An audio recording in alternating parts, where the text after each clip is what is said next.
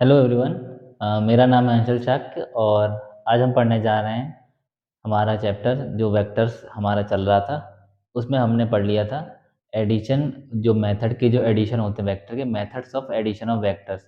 उसमें पहला हो गया था हमारा ट्रायंगल लॉ ऑफ एडिशन और हमें दूसरा पढ़ना है अब parallelogram law of vector addition. और जो भी लोग ये वीडियो देख रहे हैं, मेरी सभी से रिक्वेस्ट है कि आप शुरू में बस 5 मिनट वीडियो देख लीजिए। नहीं समझ में आए तो मत देखिएगा, ठीक है। और अगर आपको वीडियो समझ में आता है, सही लगता है, तो इसको ज़्यादा से ज़्यादा शेयर करें, इससे कि ये ज़्यादा से ज़्यादा लोगों तक पहुंच सके, ठीक है। तो हम शुरू करने वाले हैं parallelogram law of vector addition. तो पैरेललोग्राम को शॉर्ट फॉर्म में अगर लिखा जाए तो पैरेलल का साइन ये होता है, ठीक। तो हम इसी से लिख देते हैं parallelogram law of parallelogram law of vector addition. Parallelogram law of vector addition. आज का टॉपिक छोटा है, ये जल्दी फिनिश हो जाएगा, ठीक। तो parallelogram law of vector addition में क्या होगा, अभी तक जो हमारा triangle law of vector addition था उसमें हम दो वेक्टर्स की हेल्प से एक ट्रायंगल का फॉर्मेशन कर रहे थे, जो तीसरी साइड होती थी उसके थ्रू एक रिजल्टेंट निकाल रहे थे। और जो triangle law of vector addition में हम वेक्टर के टेल को हेड से जोड़ रहे थे। जैसे कि इसका हेड है तो इसकी टेल से जोड़ दिया, ठीक। ये हमारा triangle law of vector addition में ये चीज़ थी। लेकिन यहाँ पर पैरेललोग्राम लॉ में ऐसा बिल्कुल भी नहीं होने वाला है। पैरेललोग्राम में टेल से टेल जोड़ देंगे। पैरेललोग्राम में हम टेल से टेल जोड़ने वाले हैं, ठीक है। तो parallelogram law of vector addition में क्या है, फॉर एग्जांपल कोई भी दो वेक्टर हैं, एक वेक्टर ये है और हमने मान लिया एक वेक्टर ये था, ठीक। ये दो वेक्टर हैं, इनको मिलाकर ये बना दिया है हमने। ये मान लिया ये वेक्टर है ए वेक्टर, ये वेक्टर है बी वेक्टर। पैरेललोग्राम लॉ है तो क्या करेंगे, पैरेललोग्राम बनाएंगे। तो इसको इस तरह बढ़ा दिया और इसको इस तरह से, ठीक। ये हमारा पैरेललोग्राम बन गया। अब चूंकि ये एडजेसेंट साइड्स हैं, ठीक, और ये जो पैरेलल साइड्स होती हैं ये क्या होती हैं, ये इक्वल होती हैं।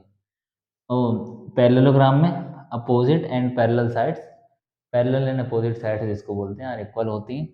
तो क्या है, अगर ये ए है तो ये भी ए बनेगा जा करके, ये बी है तो ये भी बी बनेगा। और सबसे जो मोस्ट इम्पॉर्टेंट चीज़ वो ये है, इसमें हम सिर्फ और सिर्फ एक डायगोनल लेते हैं। वो डायगोनल होता है, देखिए डायगोनल तो दो बनने चाहिए, एक ऐसा और एक ऐसा, लेकिन हम वो डायगोनल लेते हैं जो ओरिजिन पॉइंट से, जो एक ओरिजिन पॉइंट हो दो वेक्टर्स का, दो वेक्टर्स जिस टेल से जॉइंट कर रहे हैं, जो जिस पॉइंट से दोनों वेक्टर्स का ओरिजिन हो रहा है, बस उसी से और उसी डायरेक्शन में जहाँ तक वेक्टर जाएगा। जब ए वेक्टर का डायरेक्शन ये है, बी वेक्टर की है, तो इसका रिजल्टेंट का डायरेक्शन ये होगा। तो जो इस तरह जाएगा इसको हम लेंगे, ये जो डायगोनल है यही हमारा रिजल्टेंट वेक्टर होगा, आर वेक्टर, जिसको आगे चल के हम बोल देंगे ए वेक्टर और प्लस बी वेक्टर, ठीक है। तो ये हमारा हो गया पैरेललोग्राम लॉ। तो पैरेललोग्राम लॉ में क्या है, हमारा एक पैरेललोग्राम बनेगा, ठीक। तो parallelogram law of vector addition में इतना लिख लीजिए कि आ, फिलहाल के लिए इतना काफ़ी है कि R vector equals to A vector plus B vector. बहुत ज़्यादा मैं लैंग्वेज नहीं लिखाऊंगा इसमें, ठीक है। R vector equals to A vector plus B vector क्या है, दो वेक्टर का जो रिजल्टेंट निकल के आएगा ये है हमारा पैरेललोग्राम लॉ। इसमें हम पैरेललोग्राम लेंगे और दो वेक्टर्स जिनको ज्वाइन करेंगे, जो उनका ओरिजिन पॉइंट होगा, सिर्फ एक डायगोनल लेंगे, ठीक है। क्योंकि हमें वो डायगोनल चाहिए जहाँ से जो वेक्टर का जो जॉइंट पॉइंट है, ठीक है, जहाँ पे वो दोनों मीटिंग पॉइंट है, जहाँ पे दोनों मिल रहे हैं, या जहाँ पे उन दोनों की टेल जुड़ रही है वहीं से, ठीक है। ये हो गया। अब हमें क्या करना है, ये जो हमारा पैरेललोग्राम लॉ है इसका हमें डेरिवेशन करना है, ठीक है। तो बस इतना सा लिख लेंगे और ये छोटा सा डायग्राम बना लेंगे। अभी मैं पैरेललोग्राम लॉ को प्रूव करूँगा, ठीक है। तो यहाँ लिख देंगे पैरेललोग्राम लॉ है, तो इसको थोड़ा सा और लिख देंगे अगर, तो डेरिवेशन ऑफ, अब इसके बाद हेडिंग डालेंगे derivation of parallelogram law of vector addition. तो अब हेडिंग डालेंगे डेरिवेशन ऑफ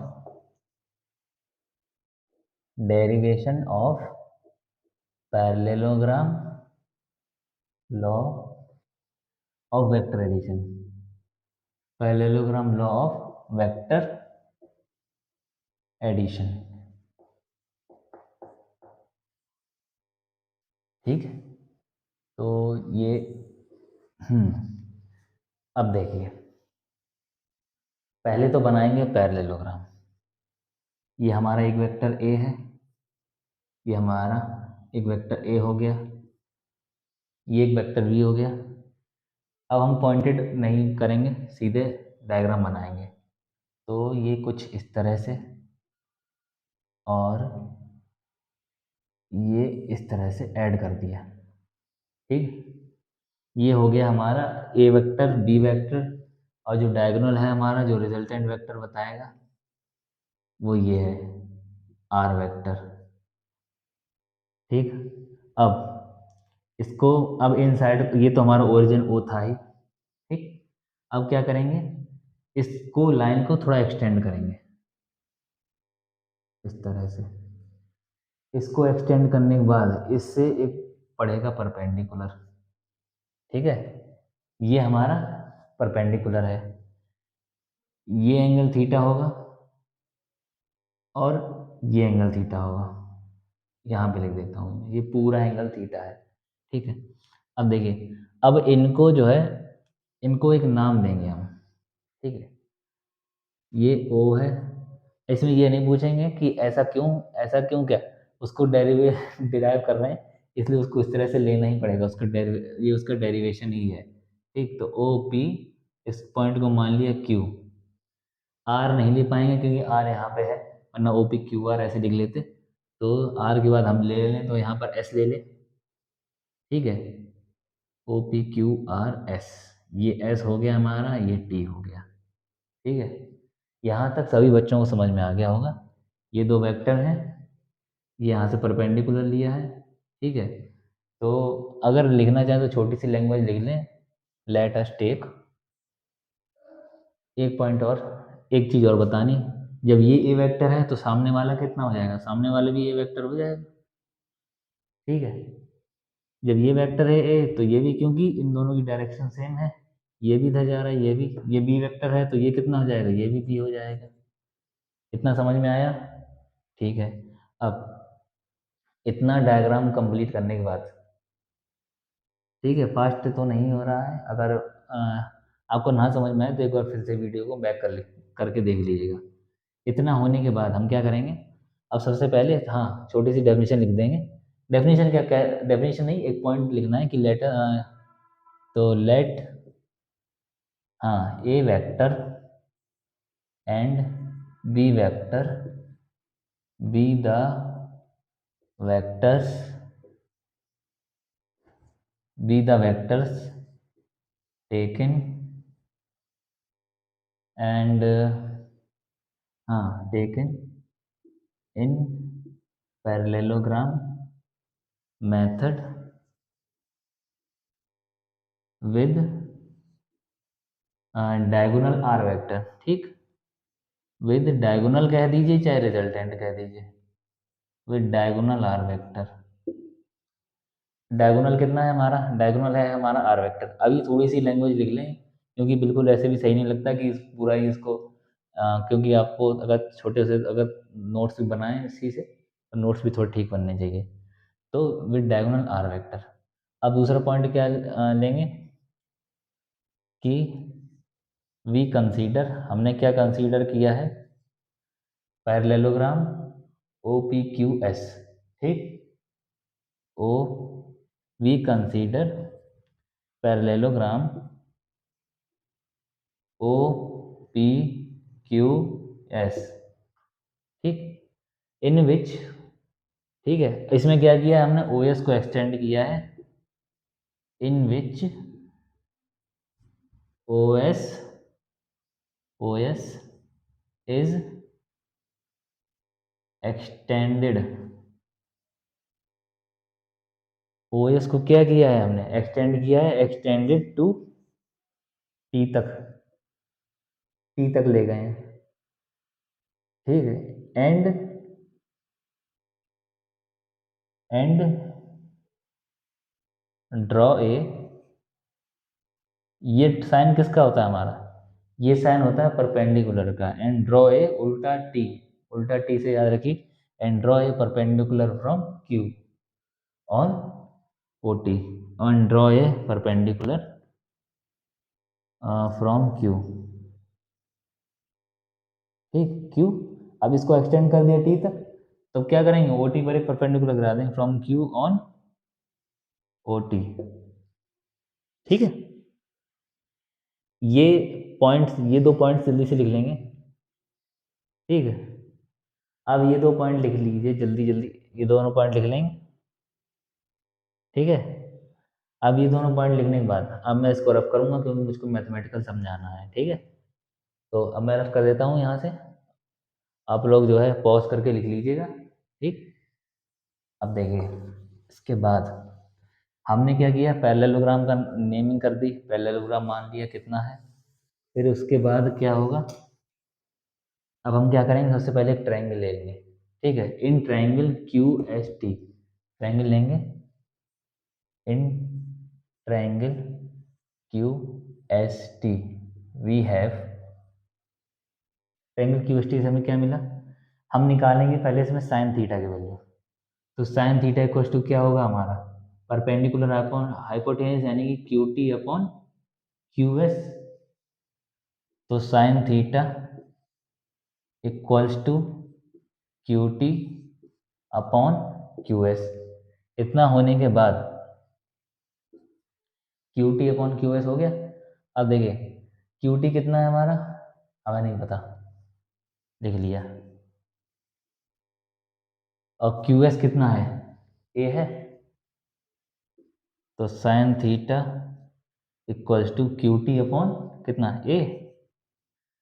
तो अब यहाँ से क्यू टी की वैल्यू कितनी आएगी, क्रॉस मल्टीप्लाई हो जाएगा, इसको ऐसे करेंगे तो क्रॉस मल्टीप्लाई हो जाएगा, ठीक।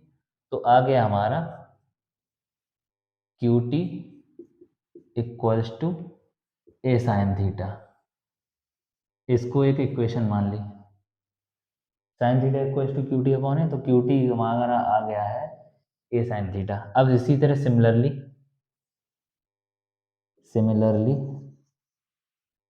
अब क्या निकालेंगे, कॉस थीटा निकालना है, तो क्या आएगा, base upon hypotenuse S T upon S T, ये बेस है ये हाइपोटेनियस है, S T upon Q S. तो cos theta equals to S T upon Q S, ठीक। और S T upon Q S क्या है, एस टी हमें पता नहीं कितना है, क्यू एस पता है, क्यू एस है ए। तो cos theta equals to Q S upon A, इसको भी सिमिलरली इसमें मल्टीप्लाई कर देंगे, फिर कितना आ जाएगा, ये implies that Q S equals to A cos theta.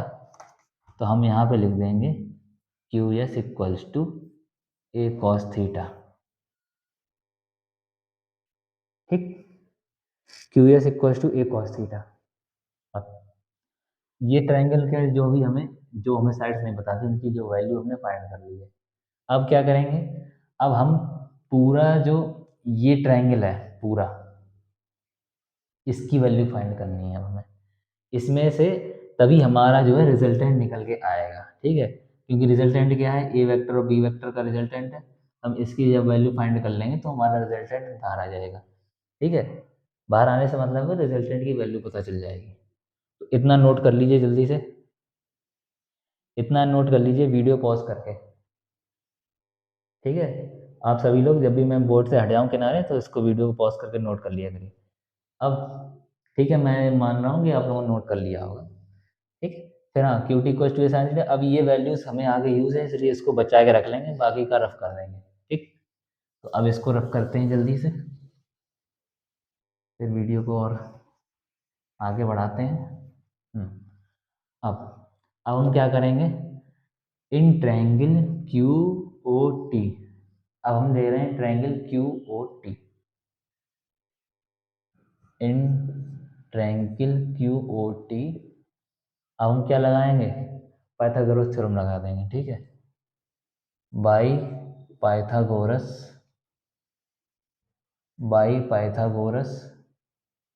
Theorem we have, अब क्या है हमारा, O Q square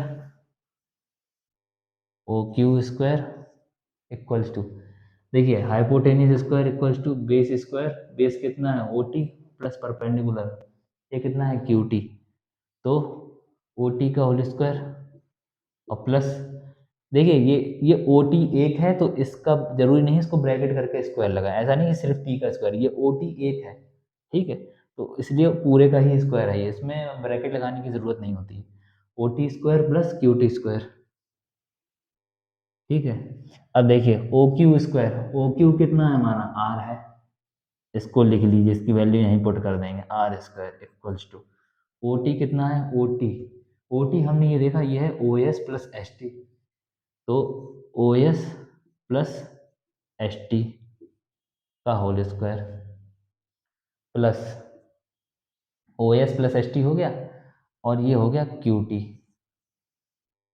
T square, तो जब R square equals to A plus B का होल स्क्वायर इसमें लग जाएगा, तो O S square plus S T square plus,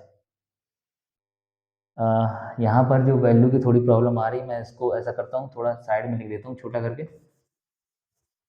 जिससे कि, तो क्यू टी इक्वल्स टू कितना था हमारा, ए साइन थीटा था, क्योंकि यहाँ से फिर ये मिक्सअप हो जाएगा, फिर समझने में दिक्कत आएगी, क्यू टी था, और cos theta equals to base upon hypotenuse, तो एस टी अपॉन ए कितना था हमारा, cos theta equals to S T upon A, S T upon A, तो S T equals to A cos theta था, A cos theta, ये थी हमारी, ये दोनों साइड में वैल्यूज लिखी थी, तो O S square plus S T square plus two O S और S T plus Q T square, ठीक है। अब देखिए ओ एस की वैल्यू हमें पता है, ओ एस की वैल्यू कितना है बी, ये आर स्क्वायर लिखेंगे यहाँ पे, B square plus S T कितना है, एस टी कितना है ए कॉस थीटा है, तो जब एस टी का स्क्वायर होगा यानी कि ए कॉस थीटा का होल स्क्वायर, एस टी बराबर ए कॉस थीटा है, तो अगर इसका स्क्वायर करेंगे तो इस पूरे का ही तो स्क्वायर होगा, ठीक है, अगर इसका स्क्वायर करेंगे तो इस पूरे का स्क्वायर होगा, तो क्या होगा यहाँ पे एस टी का स्क्वायर यानी कि ए कॉस थीटा को होल स्क्वायर, और ए कॉस थीटा को होल स्क्वायर मतलब क्या, A square cos square theta plus two O S और S T, two O S कितना है, ओ एस है बी, एस टी कितना है, एस टी हमारा A cos theta, two B A cos theta plus Q T square कितना हो गया, Q T equal to A sign theta है, तो क्यू टी स्क्वायर कितना हो जाएगा, ए स्क्वायर साइन स्क्वायर थीटा। अब इतना नोट हो गया है, देखिए बोर्ड में जगह नहीं बची है, तो अभी आप लोग पहले इतना जल्दी से नोट कर लीजिए वीडियो पॉज करके, आप लोग इतना नोट करिए, फिर मैं इसके आगे बताता हूँ, ठीक है। तो वीडियो पॉज करके सभी लोग नोट कर लेंगे, तो मैं ये मान रहा हूँ कि आप लोगों ने नोट कर लिया है। अब देखिए अब क्या करेंगे, मैं ऊपर के 2 पॉइंट सिर्फ कर देता हूँ, ठीक है, तो इस तरह से अब यहाँ तक पहुँचने के बाद क्या होगा कि बी स्क्वायर तो हमें मिल ही गया, अब ये देखिए A square cos square theta और A square sine square theta, इनको एक साथ लिखेंगे, R square equals to B square plus A square cos square theta plus A square sine square theta और plus two A B, B A लिखो या A B लिखो एक ही बात है, क्योंकि 3 into 2 लिखें या 2 into 3 ये तो एक ही बात है, तो plus two A B cos theta, ठीक है। अब देखिए A square cos square theta plus A square sine square theta, A square common ले लेंगे, तो cos square theta plus sine square theta कितना हो जाएगा 1। तो ये हो जाएगा बी स्क्वायर प्लस, अब रुक जाइए मैं लिख ही देता हूँ वरना कन्फ्यूज़न फिर अगर हो जाएगी तो दिक्कत हो जाती है। Cos square theta plus sine square theta plus 2ab cos theta. ठीक है, अब इन सभी वैल्यूज़ का कोई यूज़ नहीं रहा है तो इसको रख कर देते हैं। इसके बाद समझ गए, तो कितना हो जाएगा बी स्क्वायर, आर स्क्वायर बराबर चल रहा था हमारा B square plus A square plus 2ab cos theta. ये आ गया हमारा आर स्क्वायर, और रिजल्टेंट को पूरी तरह अगर लिखेंगे तो ये हमारा बनेगा जा करके आर इक्वल्स टू रूट में A square plus B square plus 2ab cos theta. ठीक है, ये आ गया हमारा रिजल्टेंट। ऐसे इस तरह से हमारा रिजल्टेंट आ चुका है। इस तरह से हम रिजल्टेंट फाइंड कर लेंगे। ठीक है, तो जो रिजल्टेंट हम फाइंड करेंगे तो रिजल्टेंट की वैल्यू कितनी आ गई, R equals to A root में, देखिए यहाँ स्क्वायर था, स्क्वायर हटाने के लिए रूट लेना पड़ेगा, A square plus B square plus 2ab cos theta. ठीक है, अब इसके बाद ये तो हमें पता चल गया हमारा क्या है, ये हमारा आ गया रिजल्टेंट। ये तो रिजल्टेंट आ गया, क्या रिजल्टेंट क्या है, मैग्नीट्यूड, मैग्नीट्यूड एक वैल्यू है। मैग्नीट्यूड मतलब कोई भी न्यूमेरिकल वैल्यू वही मैग्नीट्यूड होता है। अब हमें क्या चाहिए, डायरेक्शन भी तो चाहिए कि आखिर किसी डायरेक्शन में, तो वो डायरेक्शन कैसे निकलेगा हमारा, अगर ये हमने ट्रायंगल चुना है, ठीक है, तो एंगल तो हमें ये वाला चाहिए ना, ये वाला पूरा तो हमें चाहिए नहीं, तो हम इसको एक अलग एंगल मान लेंगे अल्फा। ये अलग एंगल जो हमने माना है ये हो गया अल्फा। अब हेडिंग डाल ली है यहीं से, डायरेक्शन ऑफ रिजल्टेंट। ठीक, डायरेक्शन ऑफ रिजल्टेंट, वो वैल्यू तो हमें याद ही है, क्यू टी इक्वल्स टू कितना है और एस टी इक्वल्स टू कितना है, Q T equals to A sign theta है,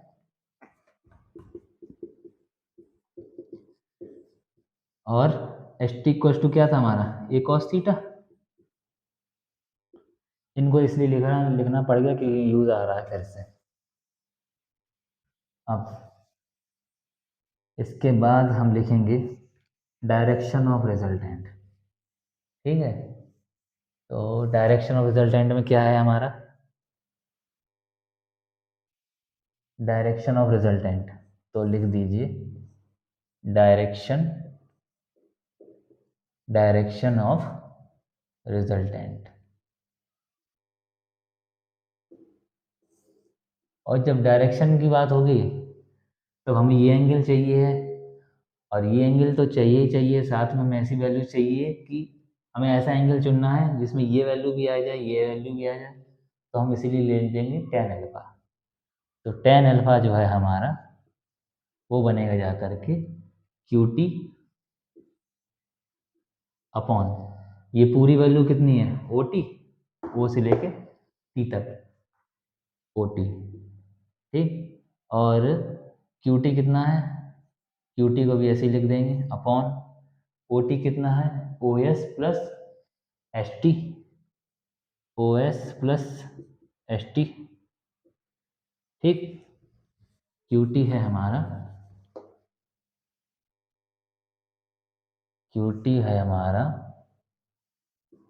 Q T upon O T है हमारा O S plus S T.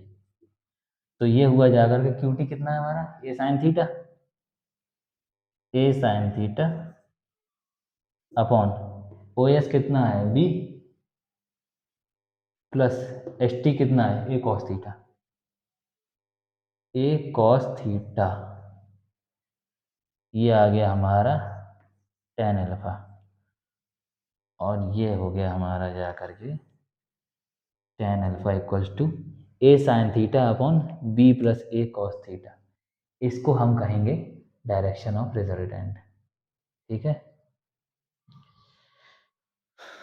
तो डायरेक्शन ऑफ रिजल्टेंट होने के बाद आप सभी लोग यहाँ तक समझ गए होंगे कि हाँ कैसे डायरेक्शन ऑफ रिजल्टेंट हमने कैसे निकाला, टेन एल्फा इक्वल टू। ठीक, अब इसके बाद जो है, हाँ डायरेक्शन ऑफ रिजल्टेंट के बाद अब हम पढ़ेंगे, इसमें दो कंडीशन और होती हैं, for maximum resultant and for minimum resultant. ऐसा कब होगा, जब रिजल्टेंट, ये जो रिजल्टेंट अभी हमने निकाला था आर इक्वल्स टू रूट में A square plus B square plus two A B cos theta, जो भी आपने निकाला, तो इसकी वैल्यू मैक्सिमम कब होगी और मिनिमम कब होगी, इसकी वैल्यू मैक्सिमम कब होगी और मिनिमम कब होगी। तो इसके लिए हम क्या करेंगे, तो अब सबसे पहले हेडिंग डाल लेंगे फॉर मैक्सिमम रिजल्टेंट। ठीक है, कि रिजल्टेंट की वैल्यू मैक्सिमम कब होगी, मिनिमम कब होगी। देखिए रिजल्टेंट की वैल्यू जो भी हो, मैक्सिमम या मिनिमम, हम पहले तो रिजल्टेंट का फॉर्मूला ध्यान से देखिए। रिजल्टेंट का फॉर्मूला क्या है, आर इक्वल्स टू रूट में A square plus B square plus two A B cos theta. Resultant का फॉर्मूला है, यहाँ लिख लेंगे छोटा सा, A square plus B square plus two A B cos theta. गड़बड़ हो रहा है, रिजल्टेंट का फॉर्मूला है, जगह नहीं है बोर्ड में, R equals to A square plus B square plus two A B cos theta. ठीक, अब देखिए, अब करते हैं ये अलग ब्रैकेट में, इसको बंद कर देंगे, ये हमें याद बना रहेगा। अब कंडीशन है हमारी पहली, फॉर मैक्सिमम रिजल्टेंट, जब भी रिजल्टेंट मैक्सिमम हो, या फिर मैक्सिमम रिजल्टेंट की क्या कंडीशन है वो हम बताना चाहते हैं। क्योंकि देखिए जब रिजल्टेंट निकाला है आर इक्वल टू, तो कभी ना कभी ऐसा ज़रूर होगा कि दो एंगल का जो बीच में जो उनका रिजल्टेंट हमें मिल रहा है, कभी ना कभी ज़रूर ऐसा होगा कि वो मैक्सिमम होगा, और कभी ऐसा भी होगा कि वो मिनिमम होगा।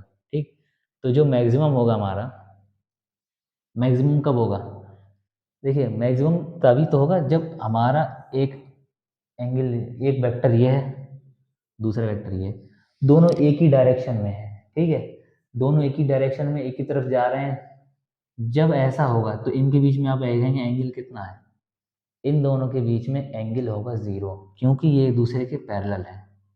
पैरेलल हैं, एक ही डायरेक्शन में जा रहे हैं, एक ही डायरेक्शन में वर्क कर रहे हैं, एक ही डायरेक्शन में रिजल्टेंट मिल रहा है, तो क्या है, दोनों एक दूसरे का सपोर्ट है। तो इस तरह से जो है, जब इनके बीच में एंगल 0 डिग्री होगा, जब इनके बीच में एंगल 0 डिग्री होगा, तब ये क्या करेंगे, तब ये रिजल्टेंट जो वैल्यू है ये मैक्सिमम होगी, क्योंकि वो दोनों एक ही डायरेक्शन में है। और मिनिमम कब होगी, मान लीजिए एक इधर जा रहा है और मैंने क्या किया, इसका डायरेक्शन इधर बना दिया, एक इधर जा रहा है, अब वो जस्ट अपोजिट हो गए, वो उधर जा रहा है, वो उधर जा रहा है। अब अगर हम इसको ध्यान से देखें तो ये कुछ इस तरह बनेगा, क्योंकि वेक्टर की बस डायरेक्शन नहीं चेंज होनी चाहिए, मैग्नीट्यूड नहीं चेंज होना चाहिए, बाकी हम उसको कहीं भी उठा के इधर से उधर रख सकते हैं। तो ये जो एंगल बन रहा है, ये कितना बन रहा है, ये बन रहा है 180 डिग्री। और जब एंगल 180 डिग्री होगा तो उनका जो रिजल्टेंट है वो मिनिमम हो जाएगा, क्योंकि एक विपरीत दिशा में, एक अलग दिशा में जा रहा है, दूसरा उसकी विपरीत दिशा में जा रहा है, एक इसकी डायरेक्शन है, एक उसकी अपोजिट डायरेक्शन। ठीक है, तो इस तरह से ये हो गया हमारा 180 डिग्री, तो हमारा जो रिजल्टेंट की वैल्यू जो मिनिमम होगी वो 180 डिग्री पे होगी। ठीक है, तो इस तरह से सबसे पहले लिखेंगे फॉर मैक्सिमम रिजल्टेंट। तो मैक्सिमम रिजल्टेंट कब होगा, मैंने क्या बताया, जब थीटा की value 0, for maximum resultant theta बराबर 0 डिग्री। और जब थीटा 0 होता है, मैंने आपको ट्रिग्नोमेट्रिक टेबल भी बनवाई है। ठीक है, तो ट्रिग्नोमेट्रिक टेबल वैसे तो आप जानते ही हैं, वरना शायद मैथमेटिकल टूल्स करके वीडियोस पढ़े होंगे, उसमें ट्रिग्नोमेट्रिक टेबल भी है। तो क्या है, थीटा बराबर 0 डिग्री है, तो कॉस थीटा की वैल्यू क्या होती है, तो कॉस 0 कितना होता है, कॉस 0 की वैल्यू होती है 1। तो अब हम लिखेंगे आर इक्वल्स टू रूट में A square plus B square plus two A B cos theta. ठीक है, जब आर इक्वल्स टू रूट में A square plus B square plus two A B cos theta होगी, तो कॉस थीटा क्या है, यहाँ पे थीटा हमारा 0 डिग्री है, जिसकी वजह से कॉस 0 हमारा कितना आ गया 1। हम बस डायरेक्ट वैल्यू पुट करेंगे, A square plus B square plus two A B, यहाँ पे साइड में छोटा सा बना देंगे पॉइंट कि cos 0 इक्वल्स टू 1। जब cos 0 1 होगा तो ये किसकी आइडेंटिटी बन गई, a प्लस बी का होल स्क्वायर। तो रूट में जब a प्लस बी का होल स्क्वायर हो गया तो r इक्वल्स टू फिर कितना हो जाएगा, r equals to a plus B. ठीक, तो ऐसे करके जो है हमारा मैक्सिमम रिजल्टेंट की कंडीशन है कि थीटा बराबर हमारा 0 डिग्री हो, जिसमें कि कॉस की वैल्यू 1 आ जाएगी। ठीक है, इस तरह से r इक्वल्स टू क्या है हमारा a प्लस बी और मैक्सिमम रिजल्टेंट। अब हम जो है मैक्सिमम रिजल्टेंट की कंडीशन समझ चुके हैं। ये हमारी पहली कंडीशन थी, बस एक लास्ट कंडीशन और बची है। सभी लोग इसको नोट कर लीजिए जल्दी से, और वीडियो को पॉज करके नोट कर लेंगे। ठीक है, और मैं ये मान लेता हूँ कि हाँ आपने नोट कर लिया है। अब आगे बढ़ते हैं। फॉर मिनिमम रिजल्टेंट, तो बस यहीं पे छोटा सा चेंजमेंट कर देंगे, फॉर मिनिमम रिजल्टेंट। ठीक है,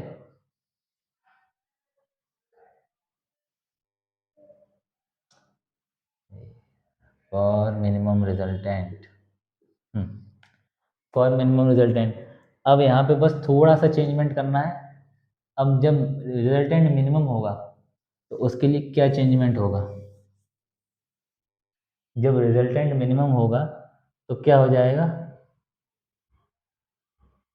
तो हाँ ठीक, जो मैक्सिमम रिजल्टेंट था बस उसमें वो डायग्राम और बना लीजिएगा, और मैक्सिमम रिजल्टेंट का दो वेक्टर एक ही डायरेक्शन में जा रहे हैं, बस यही है मैक्सिमम रिजल्टेंट का डायरेक्ट वो डायग्राम। बस क्योंकि उनके बीच में एंगल 0 डिग्री है, बस इतना सा ही बनाना है उसमें, ये बना लीजिएगा। ठीक, अब देखते हैं for minimum resultant.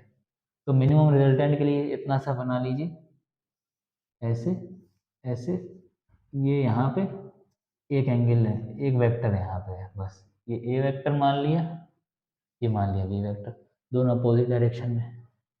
For minimum resultant, minimum resultant के लिए थीटा कितना होना चाहिए, 180 डिग्री, और कॉस 180 कितना होता है, कॉस 180 होता है हमारा -1।